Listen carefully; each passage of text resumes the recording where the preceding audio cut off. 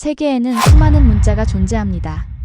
인류 문명의 시작과 함께 탄생한 문자들은 각자의 역사와 철학을 품고 있죠. 그 중에서도 가장 특별한 문자를 꼽으라면 무엇일까요? 어떤 이들은 가장 오래된 문자를 말할 겁니다. 5000년 역사의 이집트 상형 문자나 메소포타미아의 서령 문자처럼 말이죠. 또 어떤 이들은 가장 널리 쓰이는 문자를 꼽을 겁니다. 전 세계 절반 이상이 사용하는 라틴 알파벳이나 10억 명이 넘는 사람들이 쓰는 한자처럼요. 하지만 진정한 위대함의 기준이 무엇일까요? 역사의 길이일까요? 사용자의 숫자일까요? 아니면 전혀 다른 무언가일까요? 지금 전 세계 학계가 충격에 빠졌습니다. 하버드 언어학 강의실에서 역사상 초유의 사건이 벌어졌기 때문입니다. 세계 언어학의 권위자가 수십 개 문자를 제치고 단 한 문자를 최고라 선언했죠. 하버드 강의실을 뒤흔든 이야기 지금 시작합니다. 그 전에 잠깐 1초 만에 누를 수 있는 좋아요 버튼을 꼭 눌러주시면 영상 제작에 아주 큰 힘이 됩니다. 그럼 바로 사연 시작하겠습니다. 하버드 대학교 언어학과 강의실에는 팽팽한 긴장감이 흐르고 있었습니다. 세계 각국에서 모인 최고의 인재들이 새학기 첫 수업을 기다리는 중이었죠. 파리 소르본대를 졸업하고 하버드 석사 과정에 입학한 클레어 루소도 그중 한 명이었습니다. 24살의 클레어는 언어학과 철학을 전공한 수재였고 문자의 역사와 권력 구조에 대한 자신만의 확고한 신념을 가지고 있었죠. 강의실 문이 열리고 백발의 앤더슨 교수가 들어왔습니다. 언어학계의 살아있는 전설로 불리는 그의 등장에 학생들의 시선이 집중되었죠. 교수는 단상에 서서 학생들을 천천히 둘러보더니 입을 열었습니다. 이번 학기 우리는 특별한 프로젝트를 진행할 겁니다. 세계 최고의 문자를 투표로 정하는 거죠. 각자 하나의 문자 체계를 선택해 연구하고 발표한 뒤 최종 투표를 통해 승자를 가릴 겁니다. 학생들이 술렁거리기 시작했습니다. 흥미로운 주제였지만 동시에 각자의 문화적 자존심이 걸린 문제이기도 했죠. 그런데 앤더슨 교수의 다음 말이 강의실 전체를 충격에 빠뜨렸습니다. 참고로 제 표는 이미 정해져 있습니다. 한글이죠. 순간 강의실이 조용해졌습니다. 서구 언어학의 권위자가 동양에 그것도 한국의 문자를 최고라고 선언한 것이었죠. 클레어는 믿기지 않는다는 표정으로 옆자리 동료를 쳐다봤습니다. 라틴 문자야말로 서구 문명의 토대이자 세계 표준이라고 믿어왔던 클레어에게 이 선언은 도발처럼 느껴졌죠. 한글? 동아시아의 작은 나라에서 쓰는 문자가 뭐가 그렇게 대단하다는 거지? 클레어는 속으로 비웃었습니다. 프랑스 출신답게 문화적 우월감이 가득했던 클레어에게 교수의 발언은 터무니없게 들렸죠. 그러나 이것이 클레어의 오만한 신념이 완전히 무너지게 될 여정의 시작이라는 것을 그때는 아무도 알지 못했습니다. 앤더슨 교수의 폭탄 선언 이후 강의실은 각국 학생들의 자존심 대결장으로 변했습니다. 가장 먼저 목소리를 높인 것은 일본에서 온 히로시였죠. 교수님, 일본의 가나 문자야말로 세계에서 가장 효율적인 표기 체계입니다. 히라가나와 가타카나 두 가지 음절 문자로 모든 소리를 표현할 수 있죠. 게다가 한자와의 조합으로 의미 전달력도 뛰어납니다. 히로시의 주장에 중국 출신 리웨이가 즉각 반박했습니다. 4000년 역사를 자랑하는 한자야말로 동아시아 문명의 뿌리입니다. 하나의 글자에 담긴 의미의 깊이와 예술성은 다른 문자가 따라올 수 없죠. 미국인 브래드와 영국인 제임스도 가세했습니다. 브래드가 먼저 말문을 열었죠. 역사와 예술성을 따진다면 이집트 상형 문자나 수메르 서령 문자를 논해야 하지 않을까요? 현대사회에서 중요한 건 실용성입니다. 알파벳은 단 26개 글자로 전 세계 절반 이상이 사용하고 있죠. 클레어도 참을 수 없었습니다. 의자에서 일어나며 당당하게 목소리를 높였죠. 라틴 문자는 단순한 의사소통 도구가 아닙니다. 로마법, 과학혁명, 계몽주의 철학까지 인류 문명의 핵심이 모두 라틴 문자로 기록되고 전파되었죠. 문자는 곧 권력이고 라틴 알파벳은 그 권력의 정점에 있습니다. 클레어의 발언에 서구권 학생들이 고개를 끄덕였습니다. 동양 학생들은 불쾌한 표정을 지었지만 현실적으로 반박하기 어려운 부분이 있었죠.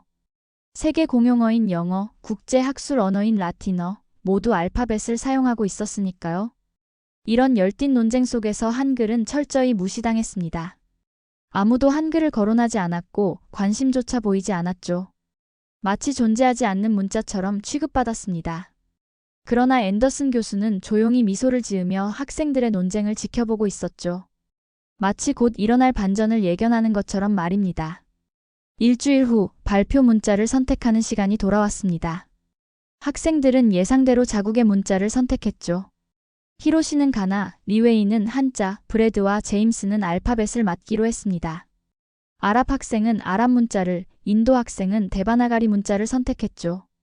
그런데 묘한 침묵이 흘렀습니다. 앤더슨 교수가 첫 시간에 언급했던 한글을 선택한 학생이 아무도 없었던 것이죠. 학생들 사이에서 킥킥거리는 소리가 들렸습니다. 한글? 그게 뭔데? 한국 사람도 없는데 누가 그걸 발표하겠어? 교수님이 농담하신 거 아닐까? 조롱 섞인 웃음소리가 강의실에 퍼졌습니다. 바로 그때 예상치 못한 일이 일어났죠. 클레어가 천천히 손을 들었습니다. 제가 한글을 연구해 보겠습니다. 순간 강의실이 조용해졌습니다. 라틴 문자의 우월성을 그토록 강하게 주장했던 클레어가 한글을 선택하다니 모두가 의아해했죠. 히로시가 비웃음을 터뜨렸습니다. 프랑스 아가씨가 한국 문자를? 재미있군요. 마이너 문자로 무엇을 증명하시려는 건가요? 브래드도 거들었습니다. 클레어, 진지하게 생각해봐. 한글로 쓰인 세계적인 학술 논문이 몇 개나 되겠어? 시간 낭비야. 그러나 클레어는 흔들리지 않았습니다. 사실 클레어에게는 나름의 계산이 있었죠. 교수가 한글을 지지한다면 분명 특별한 이유가 있을 것이고 그것을 파헤치는 과정에서 오히려 라틴 문자의 우월성을 더 부각시킬 수 있으리라 생각했던 겁니다. 저는 학자로서 편견 없이 모든 문자를 연구해야 한다고 생각합니다. 한글이 정말 교수님 말씀대로 특별한지 아니면 과대평가된 것인지 직접 확인해보고 싶네요. 클레어의 대답에 앤더슨 교수가 의미심장한 미소를 지었습니다. 다른 학생들은 여전히 조롱하는 분위기였지만 클레어는 이미 마음을 정했죠. 오만한 자신감으로 가득했던 클레어는 한글 따위는 금세 분석해서 그 한계를 증명해 보이리라 확신했습니다. 하지만 이것이 클레어 자신을 완전히 바꿔놓을 여정의 시작이 될 줄은 꿈에도 몰랐죠. 2주일간의 연구 끝에 클레어는 발표 준비를 마쳤습니다. 단상에 선 클레어의 표정은 복잡했죠. 연구를 시작할 때와는 완전히 다른 감정이 얼굴에 드러났습니다. 한글은 세계 문자 역사상 유일무이한 특징을 가지고 있습니다. 창제자와 창제 연도, 그리고 창제 원리가 명확히 기록된 유일한 문자죠. 1443년 세종대왕이 직접 만들었습니다. 학생들이 놀란 표정을 지었습니다. 대부분의 문자는 오랜 세월에 걸쳐 자연스럽게 진화했기 때문이죠.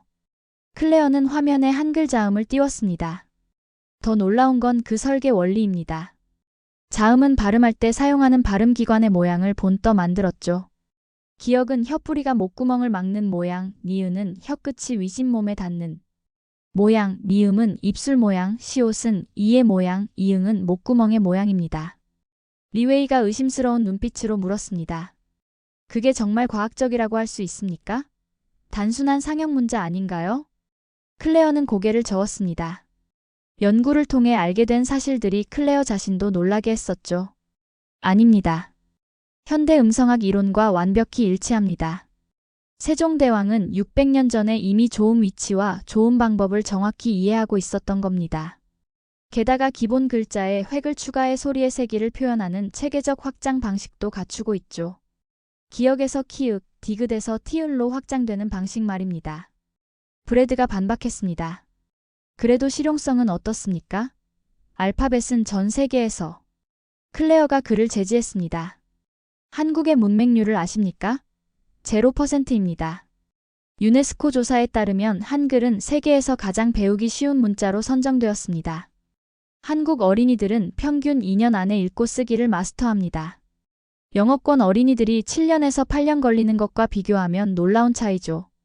히로시의 얼굴이 굳어졌습니다. 일본의 복잡한 문자 체계를 생각하면 더욱 충격적인 수치였죠. 클레어는 내심 자신도 놀라면서 발표를 이어갔습니다. 연구하면 할수록 한글의 과학성에 압도되는 자신을 발견했던 것이죠. 처음에 오만했던 태도는 이미 흔들리기 시작했습니다. 클레어의 발표는 계속되었습니다. 이번에는 현대적 관점에서 한글의 가치를 분석한 내용이었죠. 디지털 시대의 한글의 진가는 더욱 빛을 발합니다. 한글은 단 24개의 자모로 1152개의 음절을 표현할 수 있죠. 이는 컴퓨터 처리에 최적화된 구조입니다. 화면에 데이터 차트가 나타났습니다. 클레어가 직접 수집하고 분석한 자료였죠. 키보드 입력 속도를 보십시오.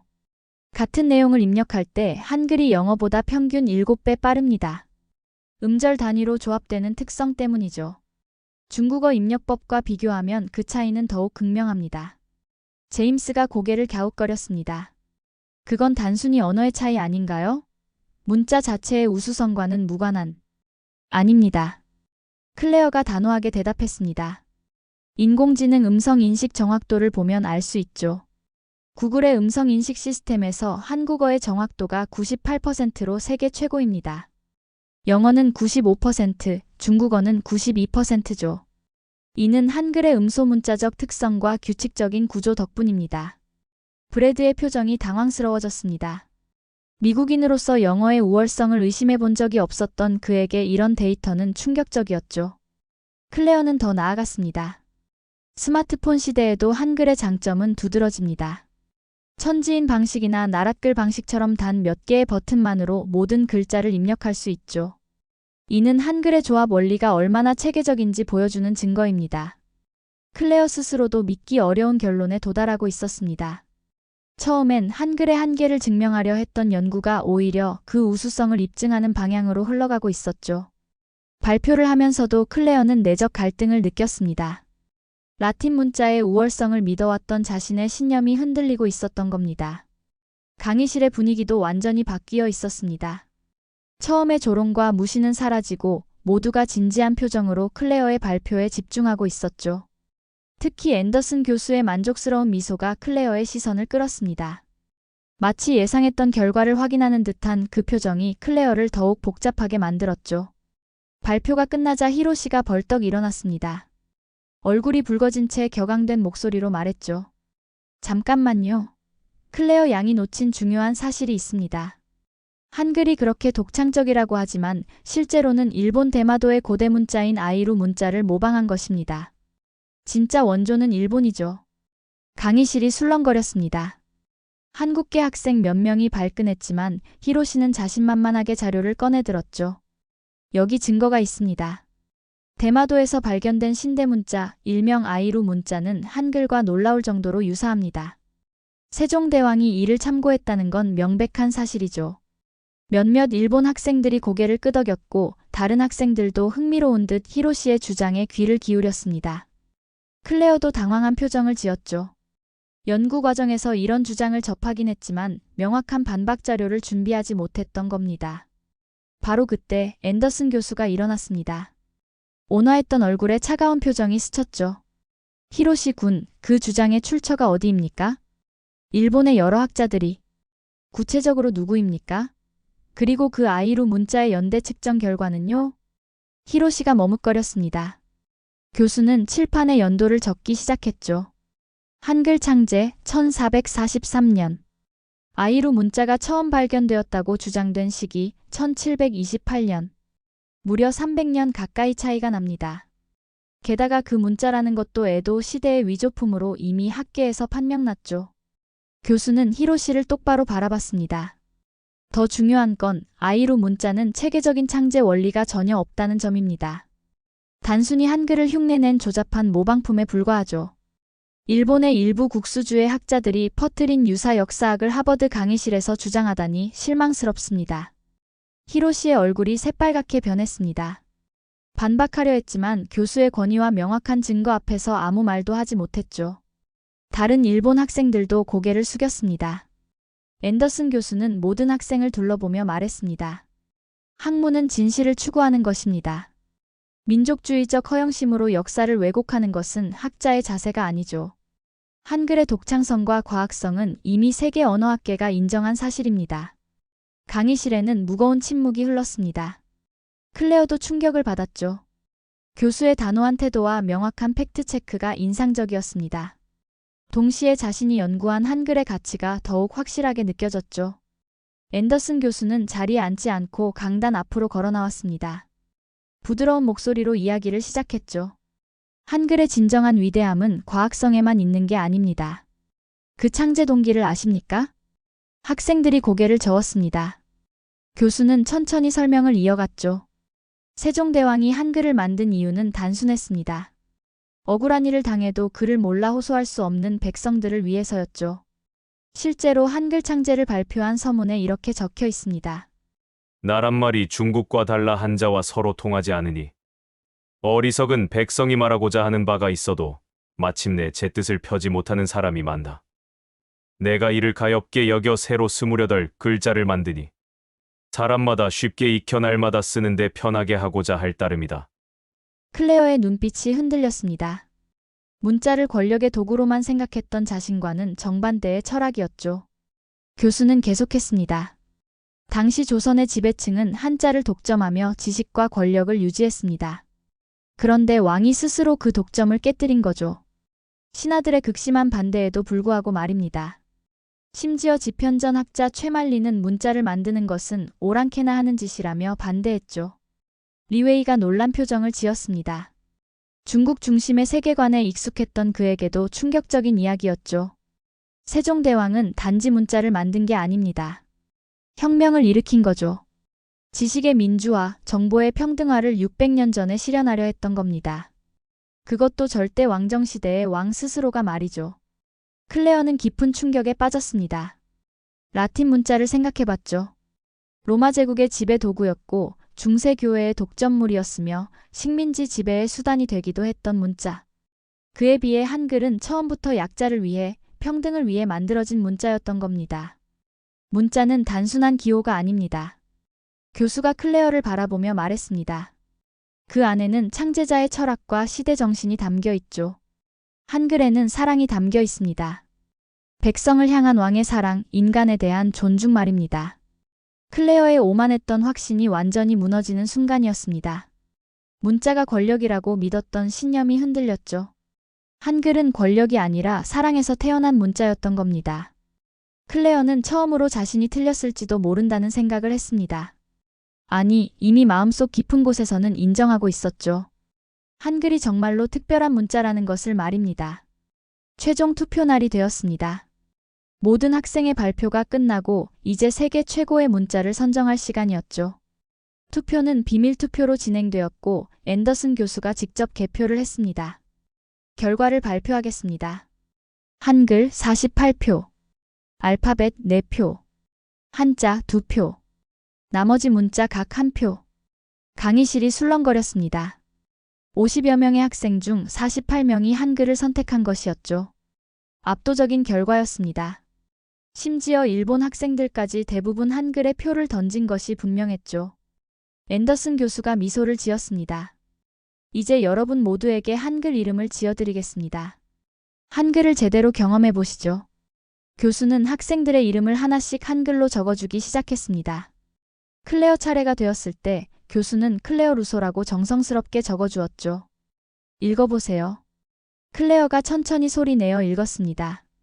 클레어 루소. 놀라운 일이 일어났습니다.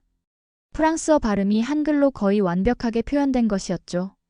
클레어는 자신도 모르게 몇 번이고 되뚫었습니다. 마치 자신의 이름이 원래부터 한글로 쓰여진 것처럼 자연스러웠죠. 이상하네요. 제 이름이 한국어였던 것 같은 기분이 듭니다. 다른 학생들도 비슷한 반응을 보였습니다. 각자의 이름이 한글로 자연스럽게 표현되는 것을 신기해하며 여러 번 써보고 읽어봤죠. 히로시조차도 히로시라는 한글 이름을 받아들고는 감탄을 금치 못했습니다. 그날 이후 하버드에는 한글 열풍이 불기 시작했습니다. 언어학과뿐만 아니라 다른 학과 학생들까지 한글에 관심을 보였죠. 한국어 수업 개설을 요구하는 청원에는 수백 명이 서명했습니다. 도서관에는 한글 학습서가 품절되는 사태까지 벌어졌죠. 클레어는 기숙사 방으로 돌아와 창밖을 바라봤습니다. 책상 위에는 한글로 적힌 자신의 이름이 놓여 있었죠. 클레어는 조용히 독백했습니다. 나는 문자가 권력의 상징이라고 믿었다. 라틴 문자야말로 세계를 지배하는 도구라고 생각했지. 하지만 한글은 달랐다. 권력이 아닌 사랑에서 태어난 문자, 지배가 아닌 소통을 위한 문자, 독점이 아닌 공유를 위한 문자였다. 클레어는 한글 이름을 다시 한번 써봤습니다.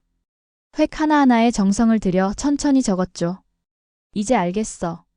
진정한 위대함은 얼마나 많은 사람이 사용하는가가 아니라 얼마나 많은 사람을 위해 만들어졌는가에 있다는 것을. 세종대왕은 문자로 세상을 바꾸려 한 게 아니라 문자로 사람을 살리려 했던 거야. 창밖으로 보스턴의 노을이 붉게 물들고 있었습니다. 클레어의 오만했던 서구 중심주의는 완전히 무너졌고 그 자리에 새로운 깨달음이 자리 잡았죠. 한글이라는 작은 문자가 일으킨 거대한 파장은 하버드를 넘어 전 세계 언어학계로 퍼져나가기 시작했습니다. 며칠 후 클레어는 한국어 수업에 등록했습니다. 강의실에는 의외로 많은 학생들이 있었죠. 브래드도, 제임스도, 심지어 히로시까지 있었습니다. 모두가 한글의 매력에 빠져든 것이었죠. 한국인 강사가 들어와 첫 인사를 했습니다. 안녕하세요. 클레어는 따라 읽었습니다. 한글로 쓰고 한국어로 말하는 자신이 낯설면서도 자랑스러웠죠. 문자는 단순한 기호가 아니었습니다. 그 안에는 한민족의 정신과 철학 그리고 사랑이 담겨 있었던 것이죠. 클레어는 이제야 진정한 언어학자가 되어가고 있다는 느낌을 받았습니다. 편견과 오만을 벗어던지고 순수한 학문적 열정으로 문자를 바라보게 된 것이었죠. 영상 시청해주셔서 감사합니다. 오늘의 감동만만세 사연 어떠셨나요? 감동적인 이야기가 여러분의 가슴에 와닿기를 바랍니다. 여러분의 뜨거운 의견을 댓글로 남겨주시고 이 영상이 여러분의 가슴을 울렸다면 구독과 좋아요 그리고 공유를 부탁드립니다. 대한민국의 위대한 이야기가 더 많은 사람들에게 전해질 수 있도록 함께 해주세요. 저는 다음에 더 좋은 사연으로 돌아오겠습니다. 감사합니다.